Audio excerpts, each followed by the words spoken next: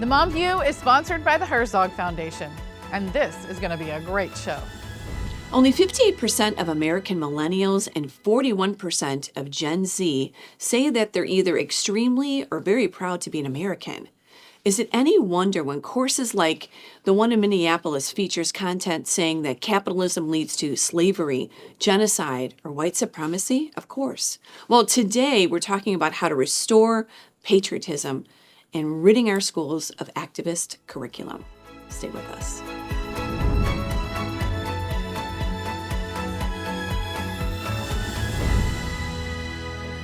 Welcome to the Mom View. We're so glad that you're joining us today. I'm Debbie Kraulidis. I'm Kimberly Fletcher. Yes, and we are in Washington, D.C. Again, we're so excited to be here. This has just been a really fun couple of shows that we've been able to do here. Mm-hmm. And it's unique. We'll be in our Kansas City studio next time. Yeah. But this has been a nice little stint here. And what a great place to visit to talk about patriotism. Patriotism, exactly.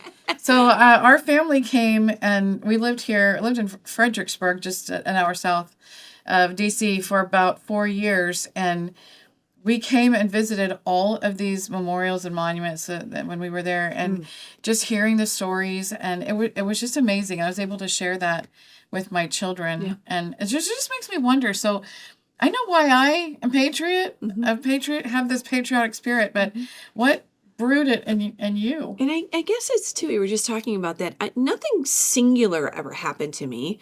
I was brought up in a family that loved God, family, country. And that's it. I mean, patriotism, I think, was different. It was the standard. When we grew up, you loved red, white, and blue. You were at every parade. You stood for the flag. When you were at the baseball park, you take your hat off. It was a moment where you were like, wow, I'm an American. Yeah. And you pledged the flag every morning in school. And it was just what you did. No one ever sat for the flag when we were in school. We have a lot of programs, Moms for America, on restoring patriotism. In fact, it's a big initiative of ours. It is. Empowering moms, promoting liberty, raising patriots. So we have a lot of materials.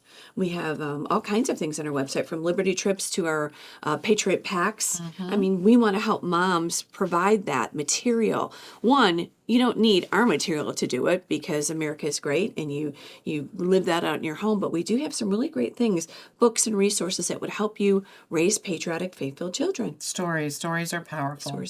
Stories are the things that are going to save our country. If we tell the story of our children's birth, then they are connected with life. Yeah. If we tell them the story of our family, they're connected with the family. We tell them stories of faith, they're connected with God. We tell them stories of our founders, our patriots, the people that sacrificed so much.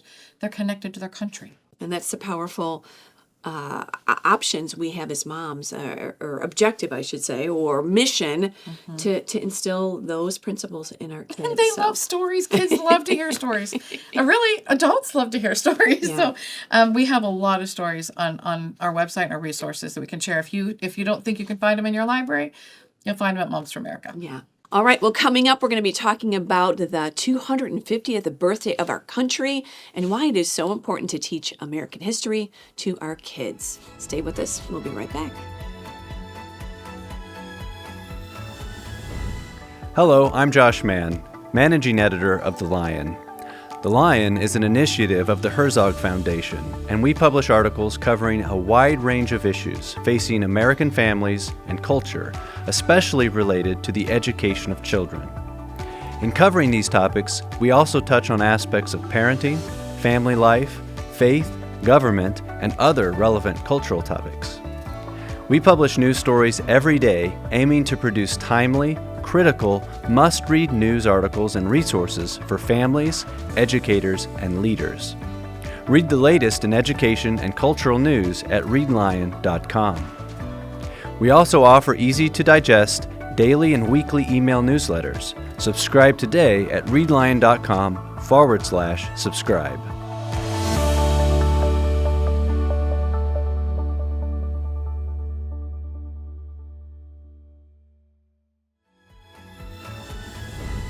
Katie Gorka is the Executive Director of the America 250 Civics Education Coalition. The coalition is about restoring patriotism by ensuring every American knows our history and treasures our freedoms.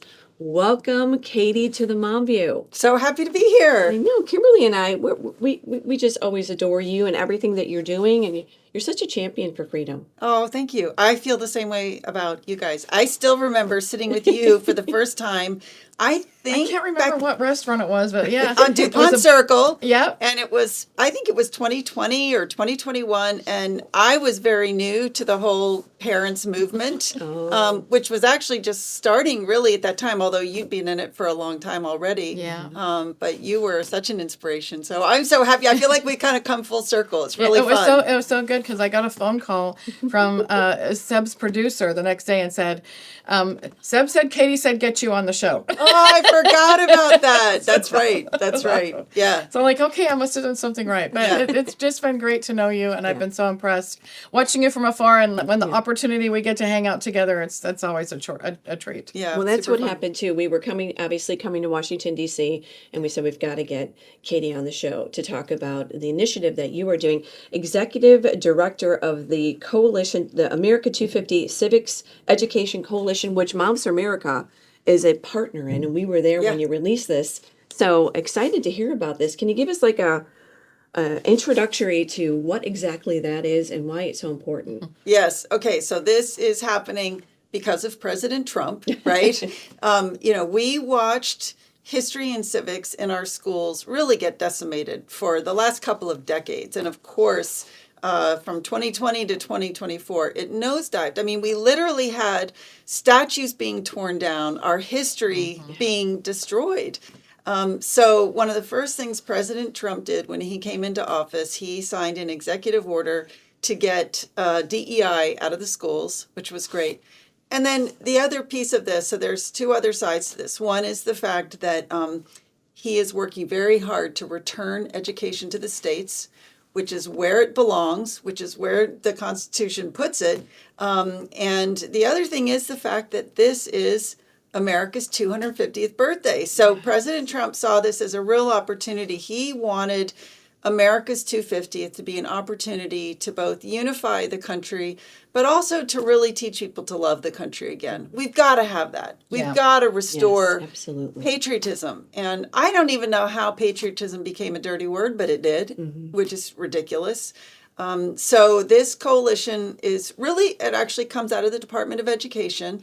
So we are blessed to have an incredible secretary in Linda McMahon, who is also deeply committed to these tracks, returning education to the states and celebrating America's 250th. So she has a whole bunch of initiatives out of the Department of Education around returning civics and history to the schools. And what she asked for was a coalition of organizations outside of government who would be partners in this, who would help support, amplify, partner in various ways. So that's what we're all doing together. Yeah. And we were there. Yeah. Kimberly wasn't able to make that one, but I was there when you kicked that off, which was a really big deal. You had some of the top educators, leaders in the country, rallying around restoring civics and restoring patriotism, which is a very big initiative of ours, obviously, across the country. When did we do that? 2019? Yeah, 19? we're bringing it back. Yeah, we're resurrecting that one, restoring patriotism. It's the earlier we get the kids, the better, but it's never too late to start. And that's one of the things I keep telling moms. And if we can inspire moms with the story of why America is so great and why it's worth fighting for, giving them back their history and their heritage, the natural next step is for them to want to share it with their children. So it is a perfect fit, and I'm thrilled to be able to have a president in the White House who is as passionate about America 250 as I am, and the next year is going to be amazing. And these initiatives, I was sitting in February. Was it that this year? Yeah, okay. It's been a long year. In February, I met with Linda before she had already been appointed, hadn't been confirmed yet. So she was still chairman of AFPI.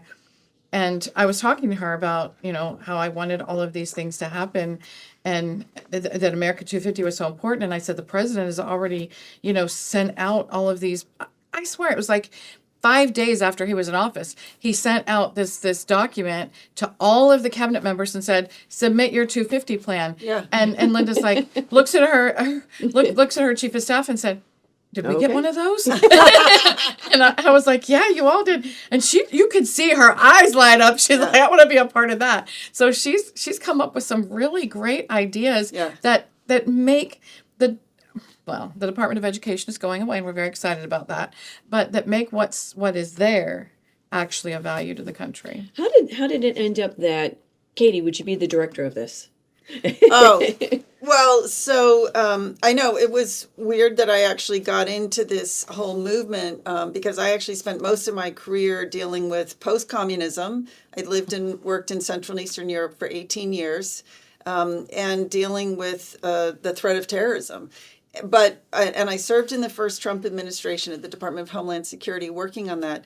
But honestly, during my time in the first Trump administration, I came to the recognition that actually our enemies are not all outside our walls, that a lot of them are inside our walls. And I made the decision at that point, I've got to focus more on what's happening here in our country. I also had to focus more on my own community because I really felt like we're not going to fix this country unless we fix our communities. So for the first time in my life, I got really engaged in my local community, which I have loved. That's been such a blessing.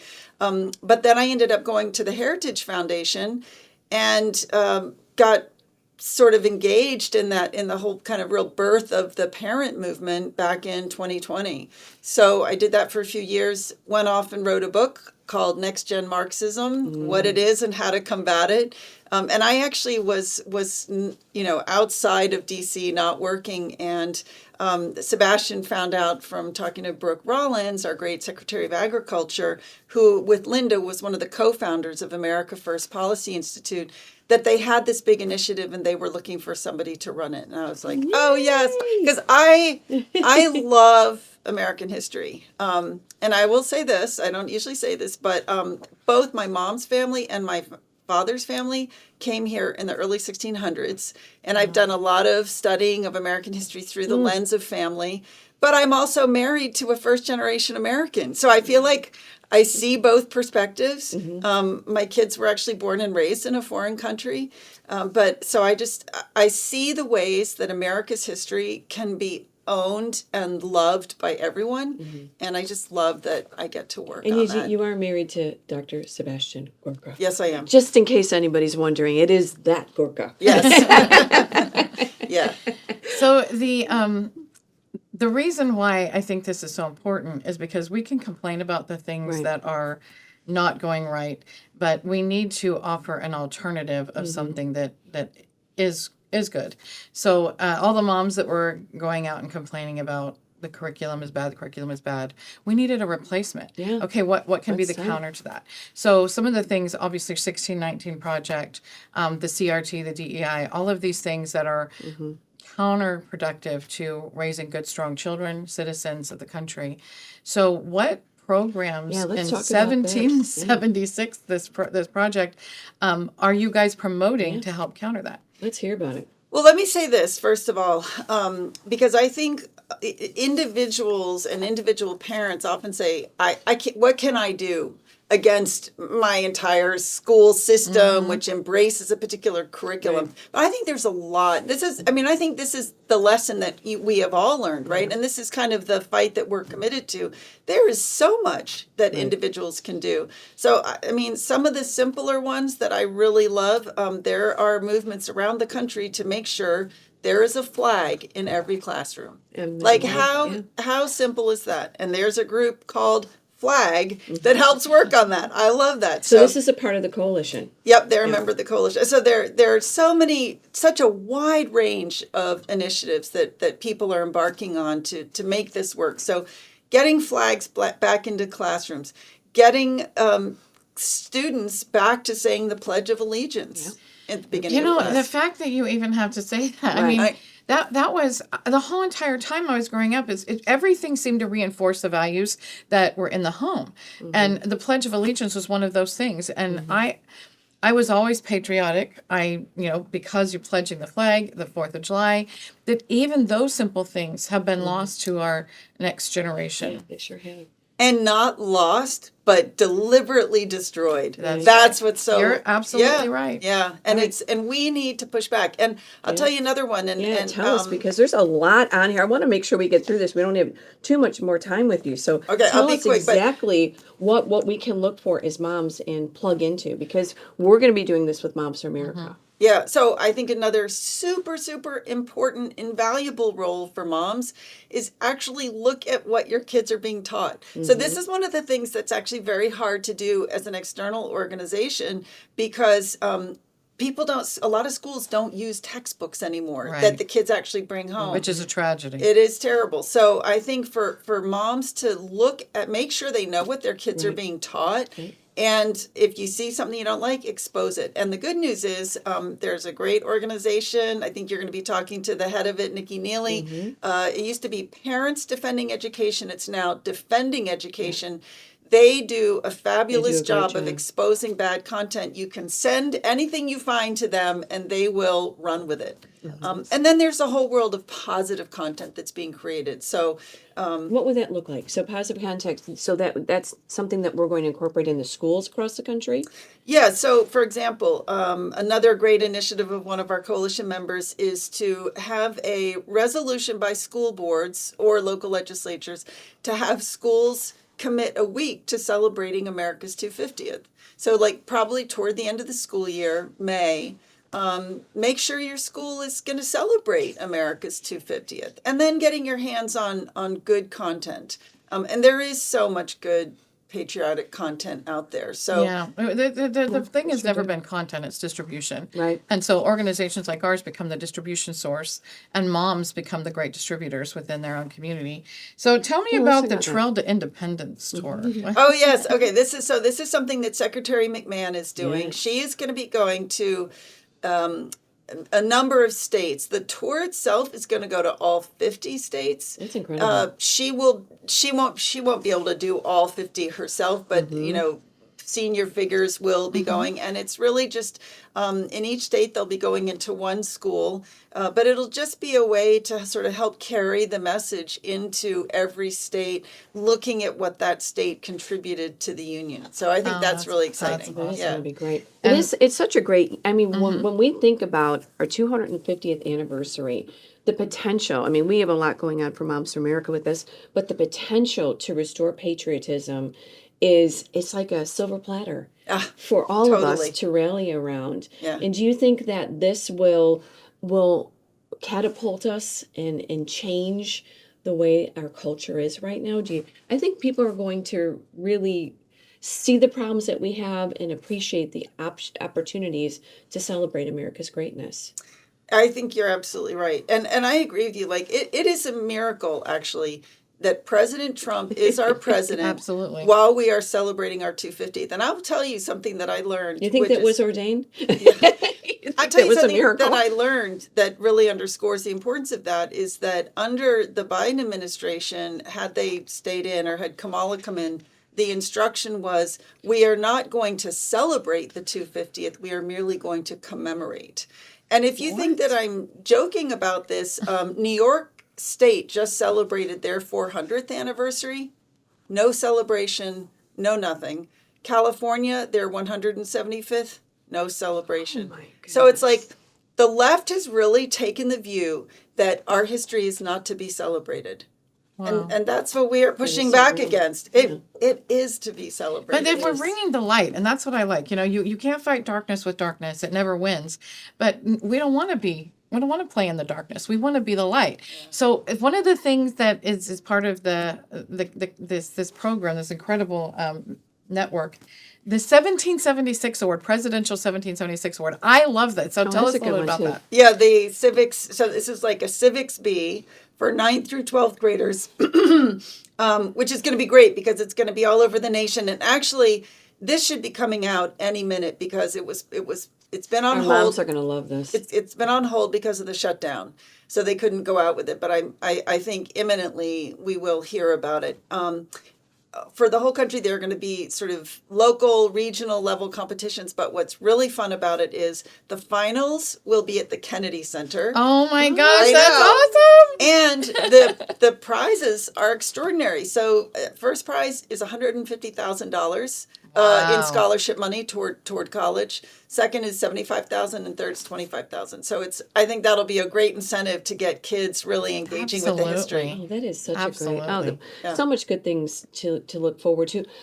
In closing, just some words of advice to our moms, because I guess maybe some of our moms don't even realize the fact that civics and history is being rewritten, and that the schools are doing an intentional job of, I guess, bashing America.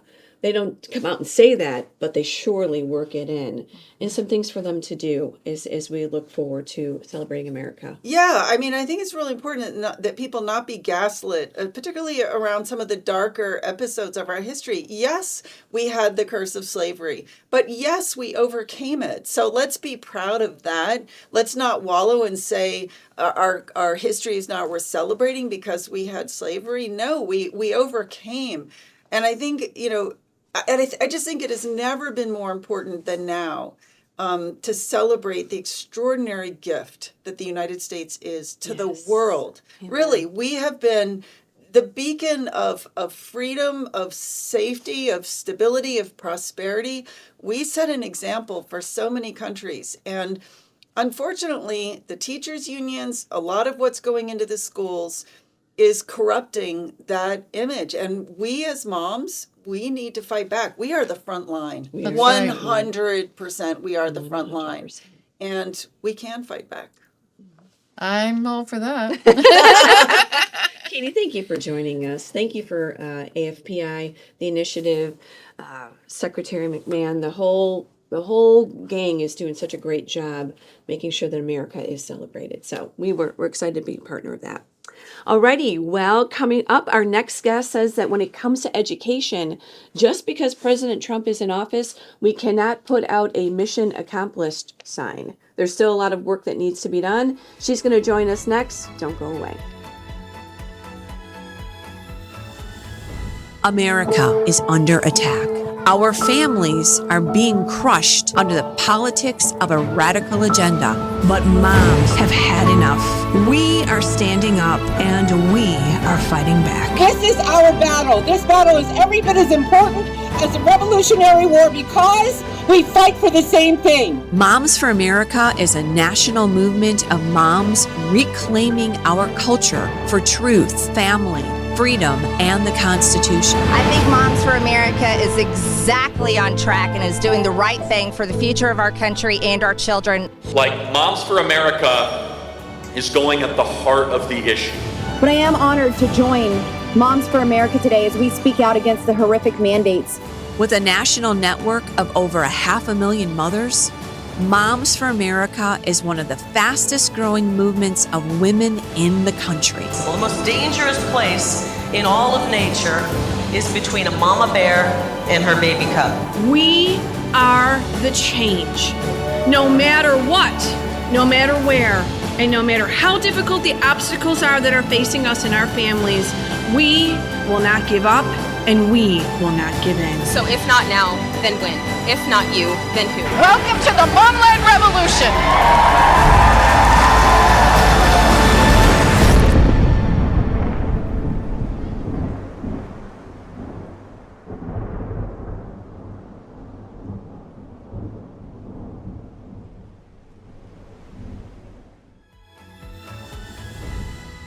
Nicole Neily is the president and founder of Defending Education. This is a national grassroots organization working to restore schools at all levels from activists imposing harmful agendas. Wow, that's quite the intro here. Welcome. Thank you for Nicole. having me. So glad to have you on the Mom View. Yeah. Tell us a little bit. I know that you know Kimberly for quite a while. I met you recently at an education summit. Tell us, so our moms know exactly what the organization's doing, and then we're going to talk about what we can do better in today's culture of education. Absolutely. So we launched about 5 years ago because we wanted to give parents the knowledge and the tools they needed to be more engaged in their children's education. As we saw during COVID, the gatekeepers who we thought were in charge of our children's education, turns out they didn't have our kids' best interest at heart. They care about their money, they care about their power, but they didn't care about our children. And so we wanted to, I think of it almost as translating wonk into English, explaining, what are these terms that people mean? We saw so much jargon thrown at mom and dad. It's not critical race theory, it's culturally responsive teaching. The acronyms, it was keeping parents at arm's length. And we wanted to just to demystify that so they felt a little bit more confident in going in. Mm-hmm. So giving them that knowledge so that they felt a little bit more secure.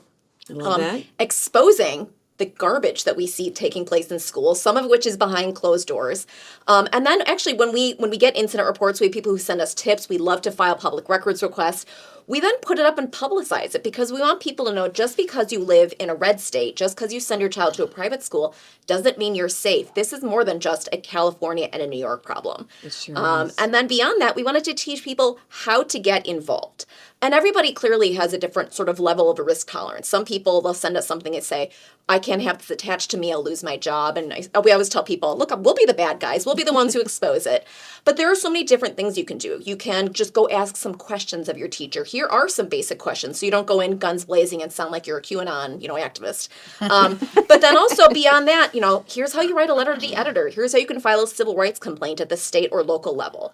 We're structured as a membership association specifically for litigation purposes. And so actually just within the past few weeks, we've won some really big cases against some activists in New York City that were trying to destroy New York City's gifted and talented programs. And then also against a school district in red state Ohio that was censoring students' speech. They were trying to compel pronoun usage. And so just to sort of serve as a catalyst for national behavior and to let people know these are some things you can do and really have lasting change and set good legal precedent. Well, thank you for all that great work. It's a lot of fun. You are a great resource. I know Moms for America is going to be using. We already have a them. a lot of we have a lot of offer. links from their site. The thing that I think has a lot of parents frustrated is that when the president signs an executive order and then the schools do whatever they want. So the first thing I want to do is explain to all the moms listening that the president of the United States, no matter who he is or she is, has no authority whatsoever to dictate to any school, county, state, whatever, what to do. What they can do is say, you receive federal funds. If you want to keep receiving federal funds, you're going to stop teaching garbage to these kids. Yes. So that is what the president did. Some of these schools, you can rat on them. Mm-hmm. And you can say, listen, they're still doing it and they're receiving federal money. But some of the schools have decided not to take the federal money, which honestly I'm all for. But in the meantime, while they are, let's use it to our advantage. And so moms have the ability to say, this is still happening in my school and there is a place where you can report it. Yes. There is. So that that's a civil complaint, the powers that be. Absolutely. Yes. Yeah. And just, to clarify for everybody, as a condition of federal funding, all districts have to sign off, we're not discriminating, be it on the basis of race, which is Title VI, be on the basis of sex, which is Title IX. Clearly, we have seen thousands of districts across the country not upholding that promise. Right. And so that's where the president's authority comes from. Yeah. But as you alluded to, executive orders don't have the force of law. And I think that's also where there's a lot of confusion because we've seen states like California and Maine say, go pound sand, we're not going to listen to you, which is, and as you said, it's because it's tied to the federal funding, they're not right either. And so it is a little bit confusing, but that's the reason we need moms to understand that because what we said at the beginning and of the show with Katie is everything is local and the most power you have is in your own state and your own school district. Yeah. So you need to pass the laws in your own state and make sure they're enforced in your own school district. Right. Yeah, but I adore Pam Bondi, but she cannot be everywhere all the time. Right. As magical as she is. And this is why it really reminds me of when you go to the airport, it's see something, say something. Yeah. And so, your moms, our moms are the ones who are on the ground who say, hey, there's this weird affinity group that's separating children on the basis of skin color. This feels a little bit like Jim Crow. That's not okay. Right. And that's where filing the complaints is so that we can flag it for the federal government or the state government and they can step in and say, not on our watch. Yeah, I want to make a comment about that because when we contacted the Department of Education, they said, please file a civil complaint on our website. We will be following up on that. We will be investigating. And that is really refreshing to hear. Yes, so that they actually care. Right. Yeah. And imagine that. And the other Yeah. thing with these executive orders, to Kimberly's point, I think that is why maybe we feel like some of the moms are taking maybe their foot off the pedal a little bit, like, hey, President Trump's got this. He's doing executive orders. He's squaring us, he's squaring this away. He's taking care of it. But we can't take our foot off the pedal. And that's Right. what you talked about. We can't say mission accomplished, because Right. it's not. Yes, and for Office for Civil Rights complaints that are filed with the Federal Department of Education, you can do it as an interested third party. So it doesn't even have to be somebody whose child has been directly impacted. You can see a news article in your community and say, this is stupid. What's going on? So we actually do that on behalf of a lot of families we work with, because they credibly fear retaliation against these districts, either against themselves or their children. Some of the greatest activists we have actually are grandparents, because they say, I got nothing to lose. We love that. But you can say, here are the facts, here's what I found out. And then it's up to them to investigate. And I think one of the nice things about this is this Department of Education, this administration, really understands the power of the public square. And so when one district is caught with their hand in the cookie jar and they get in trouble. Oh, it spreads. It spreads, right? It sends a message to everyone else around the country that is doing illegal, unconstitutional discrimination. We're coming for you too. And I think that's really important, because this is, we have seen a lot of these school districts and also universities dig in like ticks. I see the response to the president's, like ticks. I see the response to the president's executive orders falling into three buckets. I think there are the ones that are, it's like the Princetons of the world, the Harvard, where they're proudly resisting. Cool, that's one choice. Then I think the largest group are the ones that are trying to go underground, and they're trying to hide and put lipstick on a pig. They're renaming their DEI department the belonging department or the compliance department, but it's the same people doing the same damn thing. Yeah, the belonging thing that came up this year when school started. All these, because we have whistleblower teachers, school board members. It's not just parents. Yeah, they don't like this stuff. They don't want to teach, promote, or anything, but they're afraid. Yeah, and so they alerted us in the morning. The belonging signs were everywhere, and I'm like, well, that's the new catchphrase. It's the new catchphrase. So they just change it. They don't. They rebrand. And they rebrand that's it. They rebrand constantly. So another thing that what was the third point? The third bucket are the ones that actually want to comply. They're a little bit tired of just being pushed around. But as you said before with the state laws, in some cases their hands are tied by bad state laws. Even in red states, we see states that have minority and women business contracting requirements. In Virginia, there are DEI reporting requirements. And so we have to get the bad state laws off the books, because this whole apparatus has been scaffolded around this DEI thing that the Obama administration and the Biden administration put in place. That's really what I was going to say about California, because these moms are upset and frustrated. And one of the members of the state legislature, it was early last year, he gave this raving speech on the floor and was talking about all the horrible things that were happening. And we're like, great, here's a guy who's going to stand with us. And he said that he was resigning, moving out of the state. And if you want to protect your kids, move out of the state. I'm like, that is not the solution. Right. Yeah. That's a sad solution. And I'm in Illinois too. You're in Illinois, New York, right? You can't, there are the geese who lay the golden eggs are flying away.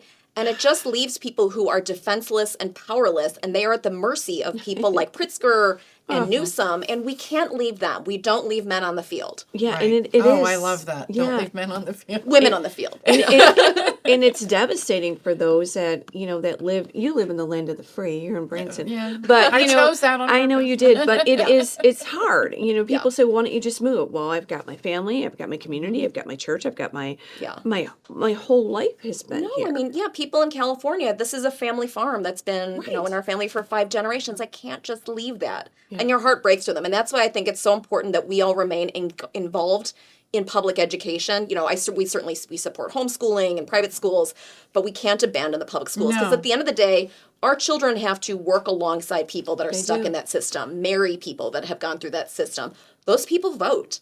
And so we can't abandon the public schools entirely. It's not just that. The public school system, a school district, has so much power. They determine the entire financial and economic and cultural makeup of that community. Sure do. So we need to stay connected, and it doesn't matter how you're educating your kids. You can't just walk away from it. That's the problem. And what you said about the red states, that is extremely important, because I lived in Nebraska, a very red state, but you have rhinos everywhere, and you have the corruption is creeping in everywhere. But the fact of the matter is, every school district has a teachers union. Yes. And that teachers union is going to enforce every one of their policies, and they do it through the school board organizations, the principals organization, all these associations are there to promote this agenda. So if you are in a red state, you cannot think just because your governor's doing the right things that your school district or your county is. Right. Yeah, so no, true. they show up in the state capitol, they wear their t-shirts, red for ed, Red they for ed. pressure, right? But it's even after the Janus decision in 2018, where I think a lot of people thought, this is it, this is how we're going to break the teachers unions.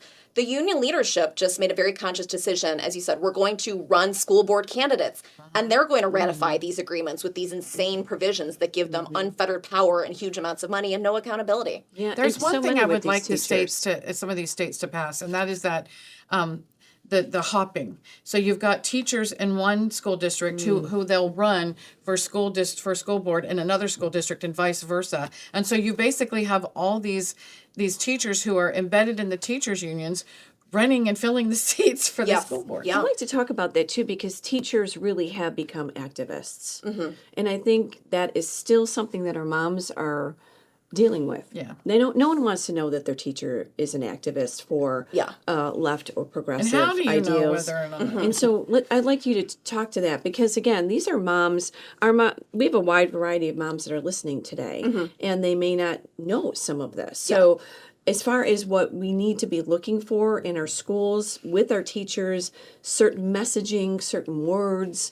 Let our moms know about that. Yeah, and it's a little bit scary, because I think it's not that all teachers are bad. Right, And we let's always make that remind clear, people, right? There are good educators out there, and they are shackled by this system as well. Yes. And my heart breaks for them. I mean, you think about the math teacher who was hired at $60,000 a year to teach math, and then suddenly there Who's a are all these counselor. other things that have been put on, right? They're a gender transition counselor. Yes. They're a punching bag. They're an emotional support dog. That's like a $200,000 a year job. That's not a $60,000 a year job. And there's they were not trained to do it any eats of into that. their classroom time, and it's really hard for them. And so there is a generation of teachers that enter the classroom because they love children. They want to help them learn. Unfortunately, we've seen a real switch in teaching colleges about what teachers are learning even before they get into the classroom. They're taught to be agents of social change. So they're getting Robin DiAngelo and Derek Bell and all of that stuff. They're not learning phonics. They're learning activism. And we see some of those newer teachers actually bullying older teachers and trying to force them out of the profession. And we have, lots of FOIAs between teachers talking about different political issues and watching them intimidate each other. We saw a video a couple years ago from Bellevue, Washington, where a younger teacher told some of the older ones on a Zoom, evolve or dissolve. And it was so cruel and condescending. So just, little things like that where it's really hard. But I feel like, when you get at the start of the school year, your assignment for your child's teacher, it's like Russian roulette. You could have a great teacher, right. or you could have one of the You crazy don't ones. get to choose. You don't get to choose. Right. And I think some of the teachers, too, are leaving the profession. Absolutely.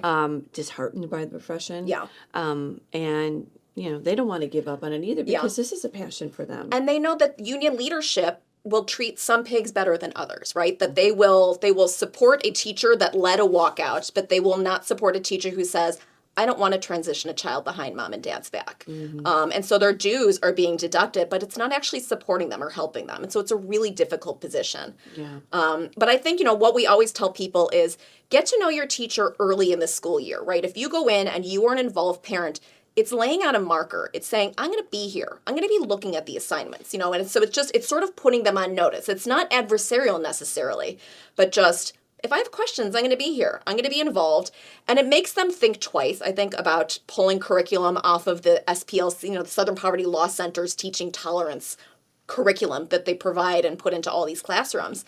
But if they think, man, Caroline's mom is going to probably email us about this when she comes home. That's the power of mama. Yes, we do. That oversight, I think, really is important. And then same thing, build relationships with every level. Right. If the teacher knows if they don't give you the answer you want, you're going to the principal. If the principal doesn't give you the answer you want, you're going to the superintendent. Then you're going to the school board. Mm-hmm. Suddenly, these people who are just used to, closing the door and letting things happen, they think, she's a squeaky wheel. And that's really powerful. Well, the most powerful advocate is the parent, because you're going to be there fighting for your kids. And it's not that the rest of us, I have my grandkids are now being homeschooled, and my kids are all older. So it's like, what influence can I have? We do it in different ways. Everybody has their different role. And I'm not saying that grandparents shouldn't go in. They absolutely should. Yeah. But there's nothing more powerful than that mom and that dad standing up and fighting for their kids. That squeaky wheel is going to get stuff done, especially when you unite with other parents who are doing the same thing. Absolutely. Yeah. But even, you're a taxpayer, right? This is your money that is going into these districts. Community. And as much as, Congress wants to be involved, the, Secretary McMahon wants to be involved, the federal government actually only provides 7 to 10% of a local school district's budget. Right. Yeah, it's really so and it is the local county provides 80 to 85. It's not that, like you're saying, it's not that much from the federal government. That's why, this is kind of a sham. Yeah. And they can survive without it, but it comes with, but they feel like they can't. Yeah. So many strings. Yeah. I would like to just quickly talk too about the CCP, because you talked about investments in our community. Yeah. We have foreign investments. We do. This was not on my bingo card when we launched Defending Education 5 years ago. But it came up in the context of Fairfax County, just outside of Virginia, where America's former #1 magnet school, the Thomas Jefferson High School for Science and Technology, had been getting 6-figure donations from a Chinese department store, really sort of unusual things. And so some families that had graduated years before gave one of my colleagues an annual report and said, "This is a little bit fishy. What do you think about this?" And we said, "We think it's fishy too." And we started digging into it. And it turns out that everything was tied back to the CCP. They were all CCP-linked leaders, entities.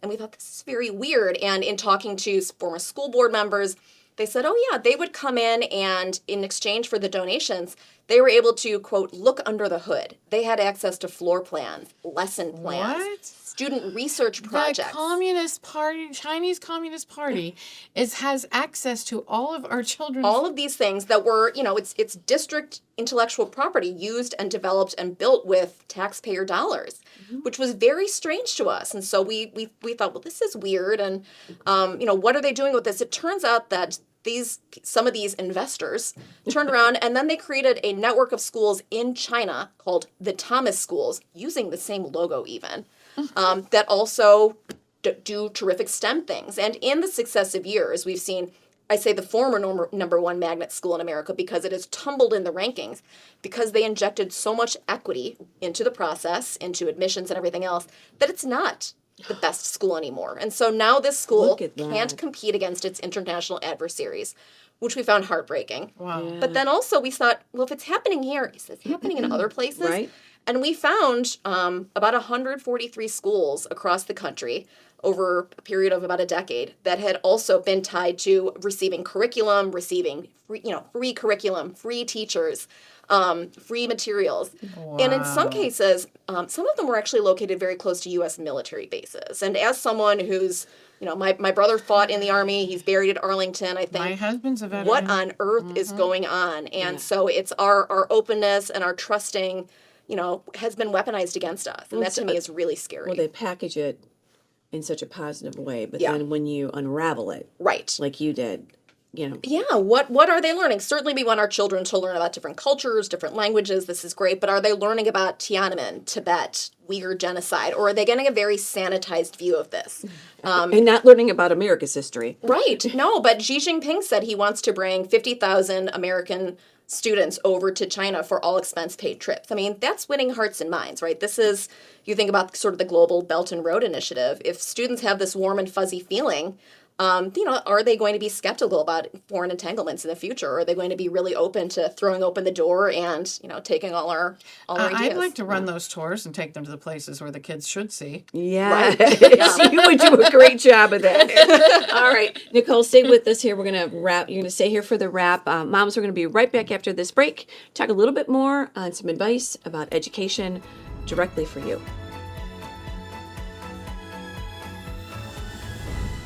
The Herzog Foundation exists to catalyze and accelerate the development of quality, Christ-centered K-12 education so that families and culture flourish. To do so, we've created comprehensive programs designed for Christian schools across the nation. One of those programs is found at readlion.com. The Lion carries news articles covering issues especially related to the education of children. These are timely, critical, must-read articles for families, educators, and leaders. Another program is the Herzog Foundation Institute, where we provide training for Christian educators led by national thought leaders in subjects such as marketing, donor development, and culture building. All training events are fully funded by the Herzog Foundation. And finally, with new Christian schools popping up all over the country, we've created a free online resource to help with the process. HF Schoolbox provides lessons and free mentorship to help launch groups navigate the startup process every step of the way. We're the Herzog Foundation. You can find out more at herzogfoundation.com. Thanks, Nicole. You are a plethora of information. As like we said, we have all the links on momsforamerica.us to your organization and what you provide. In closing, let's make sure our moms know, let's put a bow on this. What can they do, and what's your advice to making a difference in your school? Well, if you see something, say something. Yes, it is. I mean, it reminds me of that quote from the founders, the price of liberty is eternal vigilance. You know, we are the ones who have an eye on the ground, and that's so important. And then I think groups like yours, groups like mine, are able then to get it into the hands of policymakers at the local, state, or federal level that can do something about it. I think we're so lucky that President Trump and this administration got into this from day one, because it's going to be a long 4 years for them to hide. And it's funny, I was at a university board conference a few months ago, and they said, you know, it takes a lot of time to lose funding. They can't sue us all. And I thought, I don't know, man. I don't know if I would play that game, but okay. But really, again, yeah, to expose things, we have a tip line. We encourage people to send us things. Almost 100% of things people send us, they check a box that they want to be anonymous.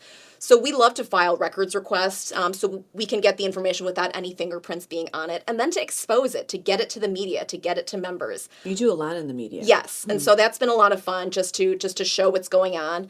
And make examples of some of these really bad actors. And I think then also, you know, we're starting to see a lot of administrators try and change jobs and pretend that they weren't involved in all the nasty DEI things. And so to make sure that no, when they're interviewing in a school district in another state, that people on the ground there know exactly what they're getting into, because they should not be allowed to get away with what they have been getting away with our tax dollars to our children. So how can moms support the teachers that want to be able to teach and not have to be slaves to this ridiculous nonsense? That's a wonderful question. And I think, yeah, using their voices to support teachers, to thank teachers, I think they are bullied in so many cases by their administrations, by their school boards, even by their states. I mean, look at what Tony Thurmond and Gavin Newsom have done to some of the teachers who said, I don't feel comfortable using a child's pronouns. I don't feel comfortable keeping secrets from mom and dad. You know, they have tried to smear these individuals personally. I was at a school board meeting in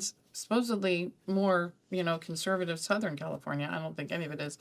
But they publicly humiliated and fired this teacher right there at the school board meeting because he was not going to do the pronoun thing. Right. And I think it's important for parents also, once they know something, to share that information with others. I was just speaking with a mom from Arizona recently, and she said, in the wake of the Supreme Court's Mahmoud decision from last term that said that if you have a religious objection to curriculum, you can opt out. And this mother's school district said, oh, well, that decision means that in that one district, in that one state, that they have to be able to... That is not what it is, right? And so too, you know, what's the left's favorite term? Misinformation. To dispel that misinformation and to get resources into the hands of officials. And it's I mean, I think I talk in war metaphors all the time, right? But it's hard for me to remember that not everybody has sort of this evil intent. We have had moms that have gone to their schools and said, you are not allowed to survey students on religion, on sex, on politics, on drug usage,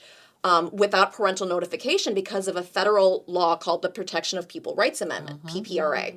And this principal said, I've never heard of this. And she gave him a link, and he was horrified. He didn't even know he was breaking the law. In some cases, they do know they're breaking the law, but this guy didn't, and he was horrified because he never got it from the Principals Association, right? All of these component pieces of the education industrial complex are also captured by ideologues. And that's so true because they do bully the parent and they shut them down, or the parents just feel like they're not qualified to go forward. They don't have the information. They just know it's bad.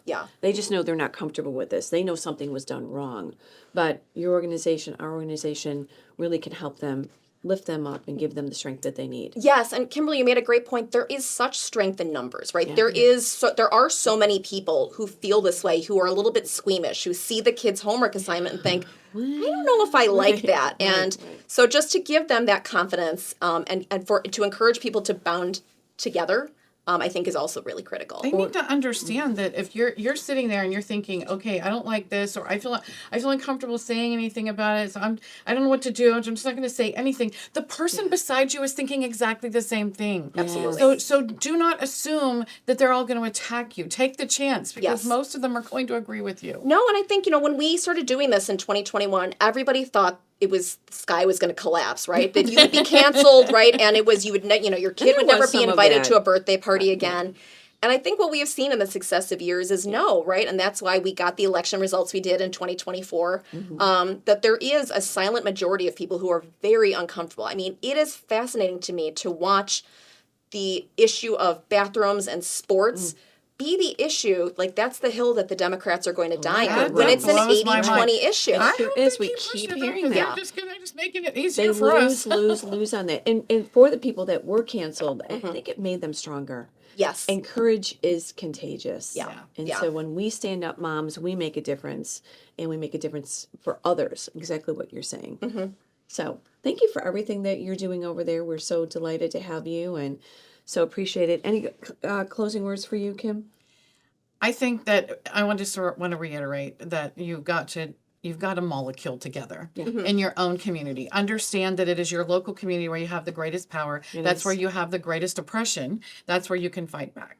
And you don't have to take the federal money. So if you don't take the federal money, then start looking at what your money is being spent in your own county, school district, community, and take a stand there.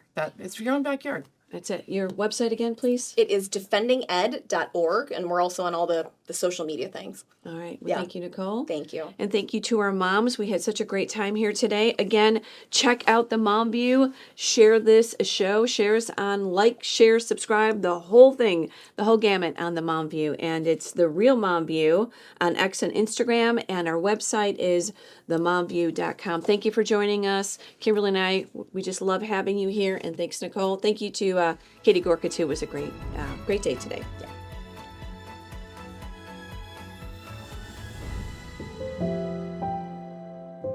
There was a class that did a study assignment that the teacher gave, making a list of what things, do you love about America? And after all the papers were turned in, not one student could think of anything that they could say that they loved about America. Nothing to love about America. I love everything about America, because in America you can innovate, you can have ideas, and you can follow your dreams. And the only person that can hold you back is you. I mean, there's no place like it on earth, and I just don't think children realize that today. And I 100% know that we can turn this around in one generation, because mothers are the last best hope of America. And that's what we do at Moms for America. We are providing that history, that heritage, that love of liberty. We're empowering moms to be able to teach and nurture a love of liberty in their homes, so that we'll have a generation of children who will rise up carrying the banner of liberty, so that we can not just restore the republic, but secure it for generations to come. It's hard work being a mom today. So it is very important to have an organization that really cares about moms. The role of parent is the most powerful position in the world, because we've been entrusted with the souls of our future leaders. And if you're wondering how you could really wrap your mind around these principles and how you can put feet to your faith, I would definitely recommend that you find out more about, support, and get involved with Moms for America. I feel like social media has been doing a lot to encourage children to kind of push away from our constitutional values. So I feel like moms have to bring kids back to our history, our Constitution, where we came from, what we believe, and why we believe what we believe.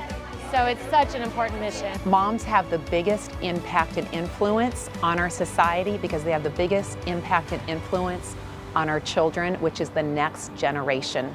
The Cottage Meeting Project is our signature program, affectionately labeled Tupperware for Liberty. But instead of promoting plasticware and candles, we're promoting the principles of liberty. Moms for America and this Cottage Meeting class and the 5,000-year leap and all of it is the answer. I didn't know God's handprints were all over our founding documents. That has really sparked and ignited the patriotism and activism within moms. I can honestly say that these cottage meetings and the Healing of America courses changed my life and how I was going to parent. When you can give history and heritage back to a mom, she wants to share it with her children, and then she wants to get involved in preserving it in her community.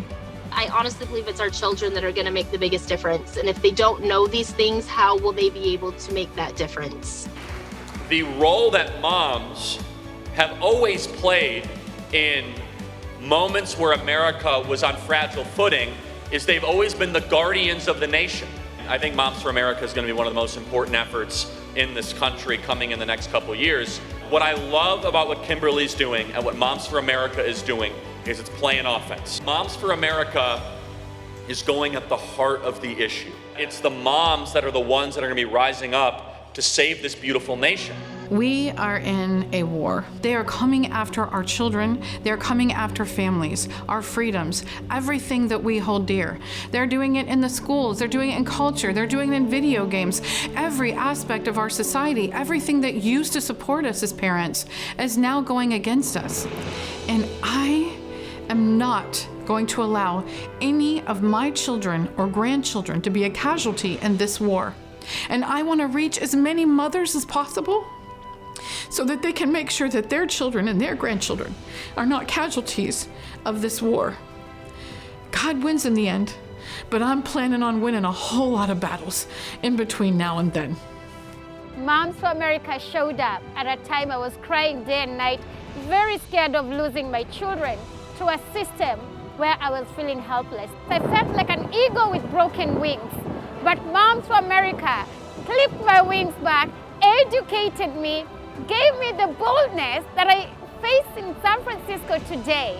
And so I am always and will always be forever grateful to Moms for America. I just want to say a huge thank you to Moms for America and all that they're doing for our country, for our families. They're not coming for us, ladies, they're coming for our kids. And so we need to do everything we can to take the hits, take the daggers, and come together, unite together, and stand strong to protect our children. Every mission has two parts, those who give and those who do. And when we come together, we are stronger together in fulfilling that mission. An investment in Moms for America is an investment in the future. And we literally hold the future of America in our hands. Everybody, please pray for Moms for America. If you're a mom, join Moms for America. Do all that you can to help the moms roar and build a stronger, better America. If you want to make your place in history by shaping the future of the country, take a chance on us, because we are dedicated to protecting our kids, defending our freedoms, and restoring the Republic through the Mothers of America. I pledge allegiance to the flag with liberty and justice for for all. all. Good job.